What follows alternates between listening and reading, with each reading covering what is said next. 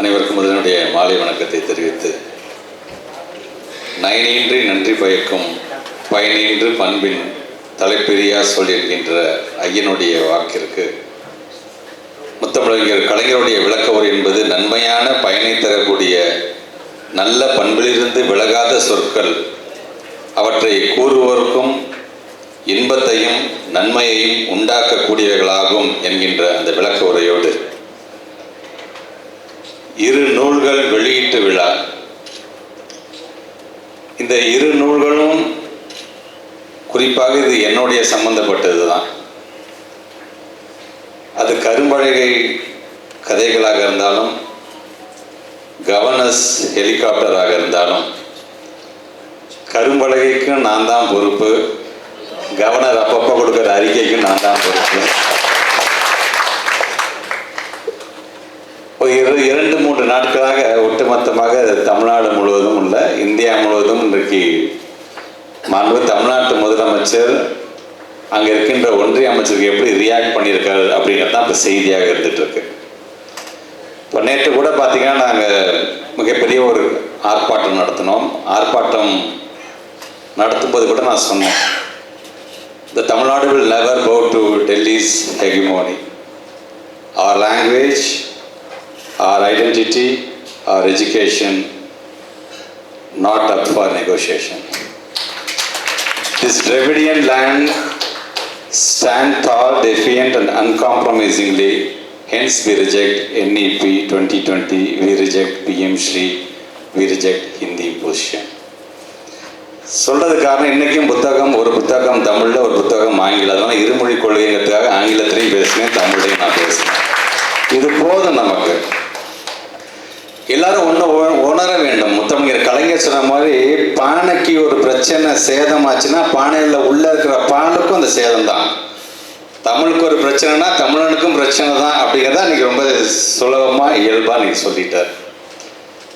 குறிப்பாக இங்கே உரையாற்றி அமர்ந்திருக்கின்ற எங்களுடைய மாண்பு தமிழ்நாட்டு முதலமைச்சருடைய தனி செயலாளர், செக்ரட்டரி 1, செக்ரட்டரி 2, செக்ரட்டரி 3ன்னு இருப்பாங்க.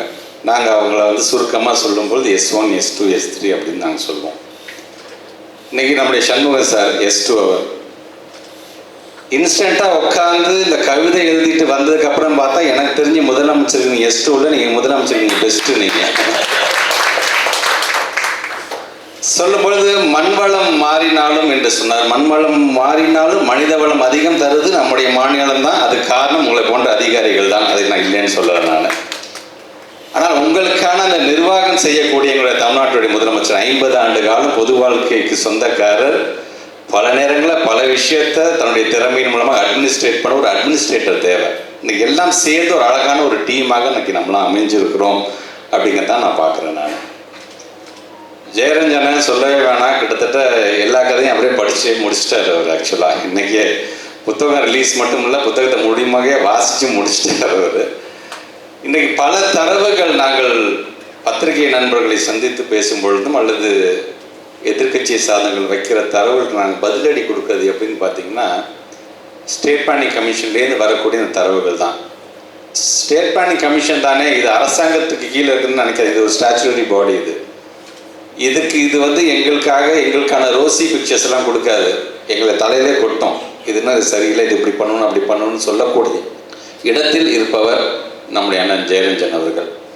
இன்றைக்கி எவ்வளோ பெருமையோடு இன்னைக்கு இந்த புத்தகத்தை பற்றி, இந்த புத்தகம் வெளியிடுறதை பற்றிலாம் பேசியிருக்கிறார்.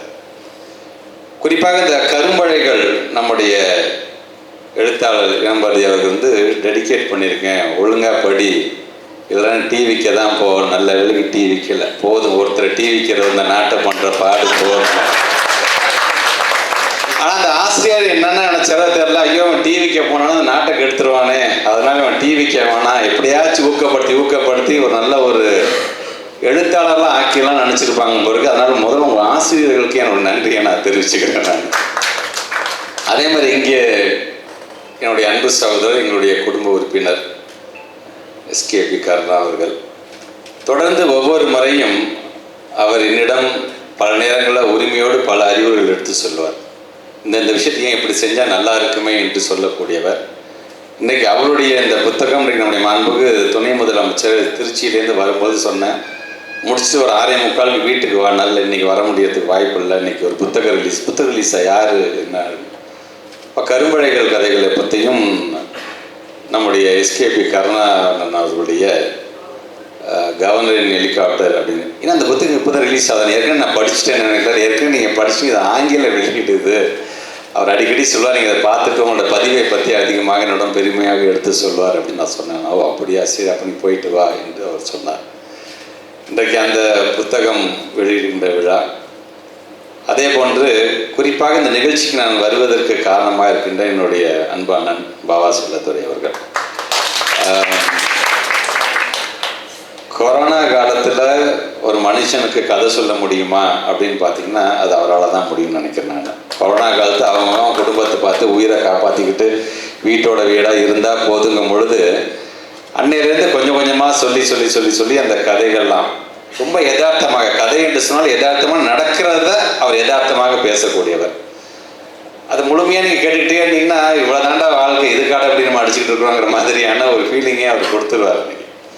சின்னவங்க பெரியவங்க இல்லாமல் எல்லா தரப்பட்ட மக்களுடைய ஒரு ரசிகர் பட்டாளத்தை பெருக்கக்கூடிய ஒரு அவராக இன்றைக்கி அவர் தன்னுடைய பேச்சின் மூலமாக ஒரு மிகப்பெரிய ஒரு சொத்தையே அவர் சேர்த்திருக்கிறார் அப்படின்னு தான் நான் சொல்வேன். நான் பொதுவாக இந்த கரும்பழகியல் கதைகளை பொறுத்த வரைக்கும் சுபவி என்ன சொல்வார், இந்த அட்டைப்படங்கிறது ரொம்ப முக்கியமாக இருக்க வேண்டும், இருக்கின்ற அந்த எழுத்தாக்கம் என்பது ரொம்ப முக்கியமாக இருக்க வேண்டும், அதே நேரத்தில் விலையும் அது சார்ந்து இருக்கும் பொழுது தான் இதெல்லாம் சேர்ந்து ஒரு அட்ராக்ஷன் கொடுக்கும் படிக்கிறவங்களுக்கு. இல்லைன்னா என்னப்பா இதை இப்போ இந்த புத்தகத்தை பார்க்கும்போது படிக்கவே தோணலப்பா அப்படிங்கிற மாதிரி இல்லாமல் இப்படி 2 பக்கத்தை போயிருந்தாப்பா விலை இவ்வளோ பெருசாக இருக்குது, இதை போய் எப்படிப்பா அப்படிங்கிறதெல்லாம் இல்லாமல் எல்லா விதத்துலையும் இதை படிக்க வேண்டும், படிக்க தூண்டுகின்ற ஒரு சமரசத்தை தரக்கூடிய விதமாகத்தான் புத்தகத்தை பார்க்கிறார். குறிப்பாக நீங்கள் பல கட்டுரைகள், நான் தொல் திருமானுடைய அந்த கட்டுரை, எவ்வளோ கஷ்டப்பட்டு ஒரு மனிதன் படித்து இந்த சமூகத்தில் அந்த உயர்ந்த இடத்துக்கு வருகிறார், பல இன்னல்களுக்கு இடையே அவர் படிக்கிறார். போகும்போது அவருக்கான ஆசிரியராக இருக்கின்ற ஐயா பெரியசாமி அவர்கள் அவரை பற்றி பார்க்கும் பொழுது ஒரு நல்ல மாணவன் என்கின்ற பெயரை எடுக்கிறார். நல்ல மாணவன் என்ற பெயர் எடுப்பது மட்டும் இல்லாமல் ரொம்ப அழகாக எழுதுகிறார். அவர் கையெழுத்து ரொம்ப அழகாக இருக்கின்றது. அந்த கையெழுத்தை பார்த்து விட்டு அவருடைய ஆசிரியர் சொல்கிறாங்க, இந்த மாதிரி கையெழுத்து அழகாக எழுத கற்றுக்கோங்கப்பா, எல்லாரும் திருமாவளவன் மாதிரி நீங்களாம் இருக்க வேண்டும்பா என்று அறிவுரை சொல்கிறார். ஆக அன்றைக்கு கையெழுத்து அழகாக எழுதிய அதே திருமா இன்னைக்கு ஒட்டுமொத்த சமுதாயமும் அழகாக இருக்க வேண்டும் என்று இன்னைக்கு போராடக்கூடிய ஒரு தலைவராக உயர்ந்திருக்கிறார் என்று சொன்னால் அதற்கு காரணம் ஒரு ஆசிரியர். பள்ளியிலேருந்து கல்லூரியிலேருந்து ஒரு ஆசிரியர்களாகத்தான் இருந்திருக்கிறார் அப்படின்றது நமக்கான ஒரு பெருமையாக நான் பார்க்கிறேன். ஐயா பெரியசாமி ஐயா அவர்கள் கேட்குறாரு, இப்போ ஒரு ஃபோட்டோலாம் காமிச்சு இது யாருன்னு தெரியுமா, அண்ணல் அம்பேத்கரை பார்த்து கேட்கிறார், தந்தை பெரியாரை பார்த்து கேட்குறார், தெரியும், அவங்கள பற்றினா அவனுக்கு தெரியுமா, தெரியும், எங்கள் அப்பா சொல்லியிருக்கிறாரு என்று சொன்னதுக்கு பிறகு அந்த ஆசிரியர் அவருக்கான ஒரு பகுத்தறிவு ஆசிரியராக, பகுத்தறிவு பகலவனாக மாறுகிறார். நிறைய விஷயம் தெரிஞ்சுக்கிறதுக்கு ஒரு ஆசிரியர் காரணமாக இருக்கிறார் என்று சொல்லும்பொழுது ஒரு பள்ளிக்கல்வித்துறை அமைச்சராக உள்ளபடி அது பெருமை வாய்ந்த ஒரு கட்டுரையாக நாங்கள் பார்ப்போம். ஸோ இப்படி ஒவ்வொரு விதத்திலையும் நீங்கள் சொல்வது போல் ஏதாச்சும் ஒரு விதத்தில் இந்த கட்டுரையில் ஏதாச்சும் ஒரு கட்டுரை ஒரு தாக்கத்தை ஏற்படுத்திவிட வேண்டும் என்கின்ற அந்த விருப்பத்தின் அடிப்படையில் தான் இன்றைக்கு நம்முடைய பாபா செல்லத்துரை அண்ணன், இது எனக்கு தெரிஞ்சு எத்தனையோ மாதத்துக்கு முன்னாடி ரிலீஸ் ஆகிருக்க வேண்டிய புத்தகம், இன்னும் அவர் ரிலீஸ் பண்ணியிருப்பார் தான் நினச்சேன் நான். திடீர்னு அப்பப்போ அவருக்கு ஞாபகம் வரும்போது எனக்கு ஃபோன் அடிப்பார்னு நினைக்கிறேன், இல்லை இந்த புத்தகம் ரிலீஸ் ஆகலையே அப்படிங்கும் பொழுது சரி நான் கண்டிப்பாக நான் வந்துடுறேன். என்னென்னு ஒரு 3 நாட்களுக்கு முன்பு தான் சொன்னேன், 19ஆம் தேதி வச்சுக்க முடியுமா, நான் துணை முதலமைச்சர் திருச்சியிலேருந்து வந்து அப்படியே நான் மாலை வந்துடுறேன் அப்படின்னு சொன்னேன். ரொம்ப சந்தோஷம், அன்னைக்கே வச்சிடலாம் அப்படின்னு சொல்லும் பொழுது அதோட சேர்த்து இந்த ஆங்கில புத்தகத்தையும் யார் கர்ணாநிதி தானே உடனே அதுக்கும் வரேன் அப்படின்ட்டு சொல்லி இன்றைக்கி எல்லாருமே ஒன்று கூடி ஒரு நல்ல ஒரு மாலை பொழுது தான் இன்றைக்கி நம்ம நேரத்தை மிக அழகாக செலவு செய்து கொண்டிருக்கிறோம் என்று தான் நான் சொல்லுவேன். நான் இப்படி ஒவ்வொருத்தரும் இன்றைக்கி ஒவ்வொரு விதமான இந்த கருத்துக்கள் மூலமாக ஒரு நல்ல சமுதாயத்தை உருவாக்கணும் தான் நம்ம ஆசைப்படுறோம். யாராச்சும் ஒருத்தர் 2 பேர் செய்கின்ற தவறுனால ஒட்டுமொத்தமாக எங்கள் ஆசிரியர் இனத்தை ஒரு மாதிரியாக பார்க்கக்கூடியதை நான் விரும்பவில்லை. நான் மிகவும் வேதனையோடு சொல்கிறேன். அர்ப்பணிப்பு உணர்வோடு இன்றைக்கு ஒரு இனம் இருக்குது என்று சொன்னால் அது எங்களுடைய ஆசிரியர் இனம் தான்.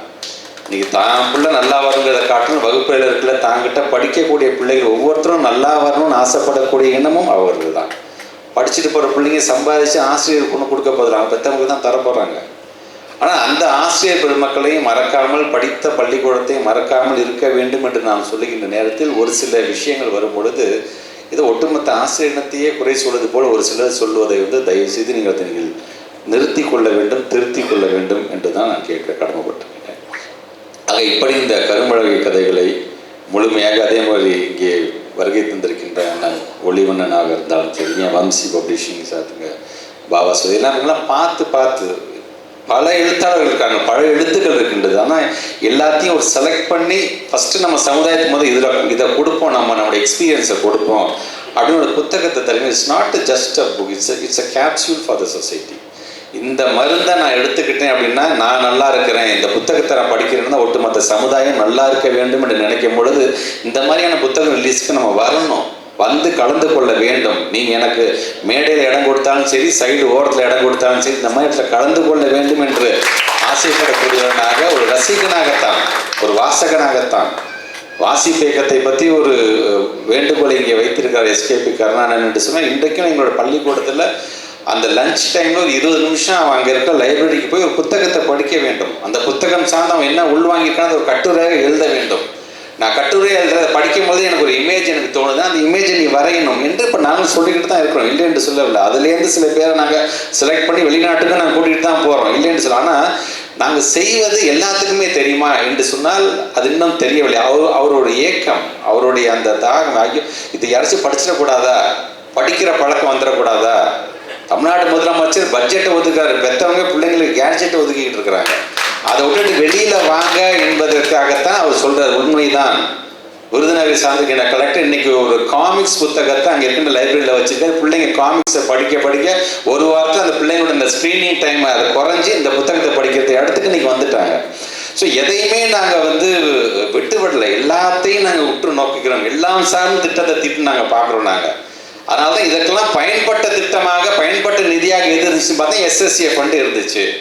ஆனால் இன்றைக்கி அந்த ஃபண்டை அவன் நிறுத்தும் போது தமிழ்நாடு முதலமைச்சர் சொன்னால், அவன் நிறுத்திட்டோம், நம்ம கொள்கையை விட்டு பணத்தை வாங்க வேண்டிய அவசியம் இல்லை, அந்த பிள்ளைங்களுக்கு நம்ம இதை கொண்டு போவோம், அந்த பணத்தை நம்ம ஒதுக்குவோம் என்று சொல்ல முதலமைச்சர் நம்ம வச்சிருக்கிறோம். அதனால தான் இன்றைக்கி எதுவாக இருந்தாலும் இன்றைக்கி எங்களை கேட்குறீங்க, உரிமையாக கேட்குறீங்க. கேட்கக்கூடியதை பல பேர் அரசியல் குரலாக பார்க்குறீங்க. அது அரசியல் குரலாக நாங்கள் பார்க்கவில்லை, அதை ஒரு அக்கறை குரலாக இவங்கள்ட்ட சொன்னால் கண்டிப்பாக செய்வாங்கப்பா என்கிற ஒரு அக்கறை குரலாகத்தான் நாங்கள் பார்க்குறோம். நாங்கள் ஸோ அந்த அளவுக்கு அந்த வாசிப்பு இயக்கத்தை மேம்படுத்துவதற்கு கண்டிப்பாக அதை நாங்கள் செய்து கொண்டு தான் இருக்கின்றோம். இல்லை என்று சொல்ல அதையும் அடுத்த கட்டத்திற்கு எப்படி கொண்டு செல்ல வேண்டும். ஏன்னா இன்றைக்கி இளம் எழுத்தாளர்களை நாங்கள் கண்டறிந்து அவர்களுக்காக தனியாக ஒரு விருது வழங்குறதுலேருந்து எல்லா விஷயத்தையும் பார்த்தீங்கன்னா இந்த புத்தகம் சார்ந்த அந்த பிள்ளைங்களை நாங்கள் உருவாக்கி கொண்டு தான் இருக்கின்றோம். நீங்கள் சொல்கிற மாதிரி அதையும் இந்த கருத்தில் எடுத்துக்கொண்டு அடுத்து வரும் காலத்தில் அதையும் நாங்கள் இன்னும் அதிகப்படியாக அதற்கு முக்கியத்துவம் தர காத்து கொண்டிருக்கின்றோம். எல்லாருமே பார்த்தீங்கன்னா ஒவ்வொரு பகுதியில், ஒவ்வொரு ஊரில் இவங்க வந்திருக்காங்கன்னா 2 பேருமே பார்த்தீங்கன்னா ஆல்மோஸ்ட் எஜுகேஷனல் பேக்வர்ட் பிளாக் என்று சொல்லுவார், கல்வியில் பின்தங்கிய மாவட்டம் என்று சொல்லக்கூடிய திருவண்ணாமலை மாவட்டத்திலேருந்து இன்றைக்கி இவங்களாம் வந்திருக்கிறாங்க.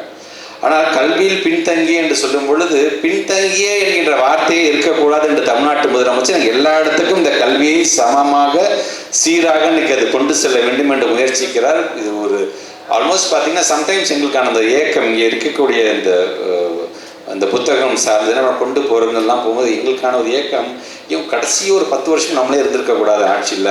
இந்த ஆட்சியில் இருந்து ஏதாச்சும் நமக்கு போய் இந்த பிள்ளைங்களுக்கு ஏதாச்சும் ஒரு விஷயத்தில் ஒரு புது திட்டத்தை கொண்டு நிறைய எஸ்கேபி கருணாவையும் நிறையா பாபா செல்லத்துறையும் நிறைய இளம்பதியும் உருவாக்கி இருக்கலாமே என்கிற ஒரு ஏக்கம் கண்டிப்பாக இருந்து கொண்டு தான் இருக்கின்றார். அதனால தான் நினச்சி பாருங்கள், இது இவ்வளோ பெரிய ஒரு நூலகத்தை எந்த காலத்தில் கட்டியிருக்காருன்னா முத்தமிழர் கலைஞர் எப்படி ஃபோர்ஸி பண்ணுறாருன்னு பாருங்க. நீங்கள் இன்னைக்கு அவர் போட்டு வச்ச அந்த பாதை, அவர் போட்டு வச்ச பாதையில் தான் இன்னைக்கு நிறைய பேர் சொல்லுவாங்க, உங்களுக்கு என்னங்க போன எலெக்ஷனுக்கு பயங்கர ஸ்ட்ராட்டஜிஸ்ட்லாம் வந்துட்டாங்க, பிகேன்னு ஒருத்தர் இருந்தாங்க. பிகேலாம் இல்லையா, ஒரு காலத்தில் என்கே போட்ட பாதையில் தான் இன்னைக்கு என்கேஎஸே போயிட்டு இருக்காரு. இன்னைக்கு எங்களுக்கு நாங்கள் தான் ஸ்ட்ராட்டஜிஸ்ட். நாங்கள் அது எதுக்காக சொல்கிறேன்னா, ஒரு சமுதாயத்திற்கு என்ன வேண்டும் என்பது எங்களுக்கு தெரியும் என்பதற்காக தான் சொல்லுகிறேன். எங்களுக்கு என்இபி வேணாயா, எங்களுடைய ஸ்டேட் லிஸ்ட்டில் கொடுத்துருங்கயா கல்வியை, நாங்களே பார்த்துக்கிறோம். ஏன் நாங்கள் இது போன்ற பல ஜாம்பவன்கள் அரங்கத்தில் இருக்கின்ற இது போன்ற அறிஞர்கள் எங்களால் உருவாக்க முடியாத ஒரு கான்ஃபிடென்ட் எதுக்காக நாங்கள் பேசுகிறோம்? Because we have a proven track. So இன்றைக்கு இங்கே வருகை தந்திருக்க நாம் அனைவருமே அந்த இருமொழி கொள்கையை கையில் உயர்த்துவோம். இன்றைக்கு மாண்புமிகு நம்முடைய துணை முதலமைச்சர் ஒரு இளைஞனாக இருந்து இன்னைக்கு இவ்வளோ பெரிய ஒரு போருக்கு அவர் தயாராக இருக்கிறார் என்று சொல்லும்போது உங்களை போன்ற எழுத்தாளரோட எழுத்து எங்களுக்கு தேவை. போர்னா அந்த காலம் மாதிரி ஆயுதத்தெல்லாம் தூக்கிட்டு போயிட்டு இருக்க முடியாது. உங்களுடைய எழுத்து தான் ஆயுதம். அந்த ஆயுதத்தை எங்களுக்காக பாருங்கள். எங்களுக்காக தருகின்ற ஒவ்வொரு எழுத்தாளர்கள் பின்பும் நிற்பதற்கு இந்த அன்பில் மகேஷ் பொய்யாமொழி என்றைக்குமே காத்து கொண்டிருக்கிறான் என்று சொல்லி உங்கள் அனைவருக்குமே என்னுடைய வாழ்த்துக்களையும் பாராட்டுகளையும் தெரிவித்து இந்த உரையை நிறைவு செய்கிறேன். நன்றி, வணக்கம்.